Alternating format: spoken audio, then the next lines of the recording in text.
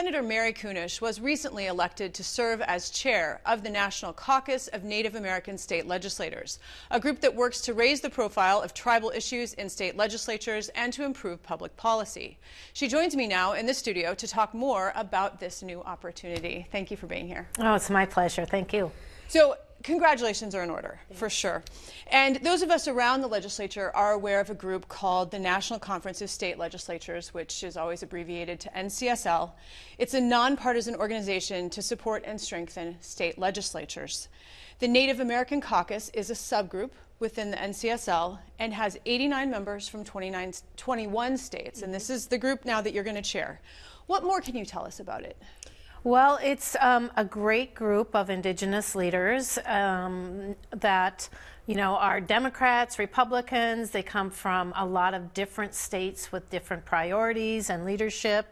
And so when we come together, we talk about the issues that are plaguing our unique states, as well as some of the legislation that has passed, legislation that hasn't passed, and how we can best meet the needs of our indigenous communities.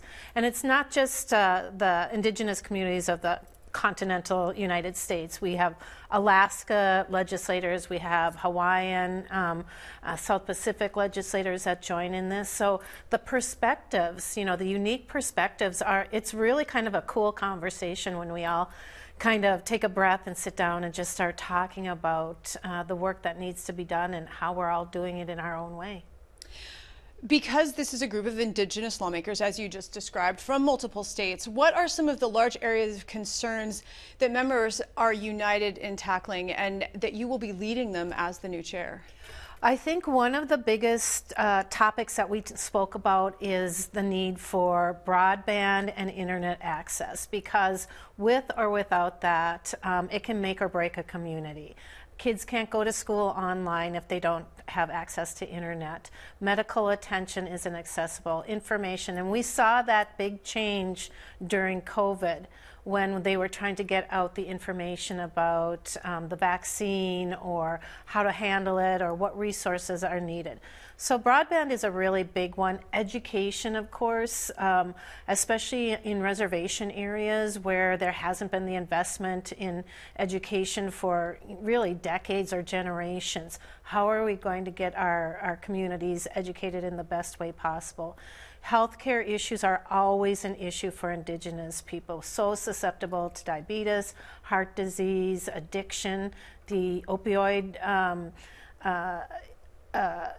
situation is across the board a big problem. So there's always these sort of things, and then you throw in like mineral rights and environment and gaming. All of those things really make a difference in those communities.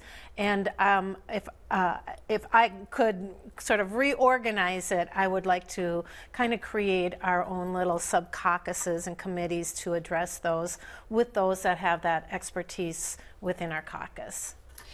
So you are chair. You are currently chair of the Education Policy Committee in this group. Finance.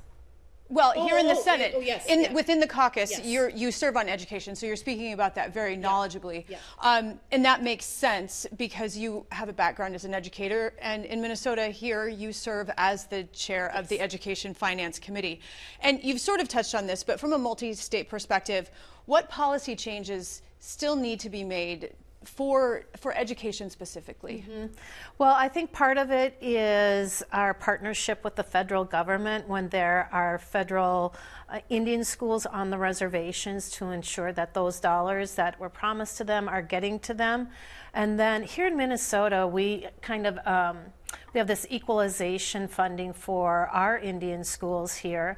I don't know of any other state that does that. So how can the state work together with the federal government, especially on the reservations, to ensure that those educational opportunities are here? We've been talking a lot about the boarding schools of the past. How are we going to address those boarding school situations, but at the same time ensure that the history that is being taught around our indigenous people from the past to the future is really being addressed in the right way. There's the funding is always going to be an issue. The curriculum is always going to be an issue. But here in Minnesota, we've worked really hard on language revitalization, and that is a top priority for many, many of our states, to ensure that those unique languages aren't lost and that they're lifted up and taught in the schools. In more and more places in Minnesota and around the globe, land acknowledgements are either printed in programs or spoken aloud before events in an effort to recognize that the land is a homeland for an indigenous group that was displaced due to colonization. In your view, are these acknowledgements important in raising awareness of the historical wrongs that were done to indigenous people? I think it's a valuable tool to educate people on the traumatic history of our indigenous people. You know, when I talk about my missing and murdered indigenous relatives package, I often ask the groups that I'm speaking at, you know, how many tribes do we have, federally recognized tribes do we have in Minnesota? And 99.9% of the time, people can't even tell me that.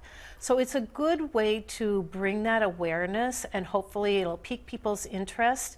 But I think what's really important, that once you make those land acknowledgements, you create some kind of an action plan. So this is the case.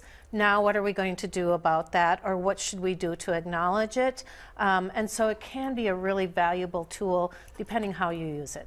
And what is the answer to that question? How many does Minnesota have? We have 11 federally recognized tribes, 7 of our Anishinaabe and 4 of our Dakota.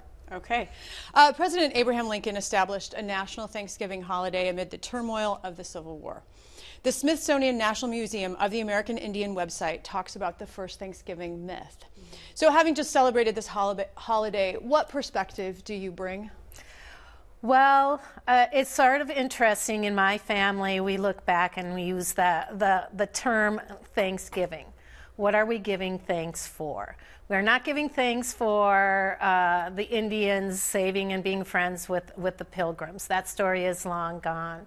But in our family, we look at each other and what that brings to each other, the sort of changes that have happened for each one of us in the past year. And I think that's a good way to look at it, like, what can we give thanks for? I mean, when your family grows and you get grandchildren, or you bring a new person into the family, somebody's had a good job, somebody's recovered from an illness, those are the sort of things that we look at and really want to acknowledge within that year, because there are some really, really hard years, and it's hard to thank people. I mean, this year, when we look at what's going on globally, what's going on in the world, sometimes it's really hard to think about anything that you could be thankful for. But you know, we just try to look at the bright side and then how we can build on that. And I hope people are doing the same. Now, this is a big question and we don't have much time left, but I don't want to skip it. As you and other Native American lawmakers work for a better quality of life for Native people, ultimately, what does success look like, as quickly as you can?